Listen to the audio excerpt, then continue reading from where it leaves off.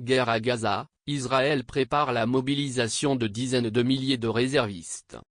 Israël a rappelé de dizaines de milliers de réservistes en vue d'une expansion de son offensive dans la bande de Gaza, ont rapporté ce samedi 3 mai des médias israéliens après la publication par le Hamas d'une vidéo d'un otage russo-israélien retenu dans le territoire palestinien. Le 18 mars, l'armée israélienne a repris ses frappes quotidiennes suivies d'opérations terrestres dans la bande de Gaza, mettant fin à 2 mois de trêve dans la guerre déclenchée par une attaque sans précédent du mouvement islamiste palestinien Hamas sur le sud d'Israël le 7 octobre 2023. Samedi, 11 Palestiniens dont 3 enfants en bas âge ont été tués dans une frappe israélienne dans la ville de Khan Younes, dans le sud du territoire palestinien assiégé et dévasté, selon la défense civile locale. Vers un élargissement des attaques, l'armée israélienne a commencé à envoyer ces jours-ci des ordres de mobilisation à des réservistes, prévoyant d'en rappeler des dizaines de milliers en vue d'une expansion de son offensive contre le Hamas, ont rapporté plusieurs médias israéliens.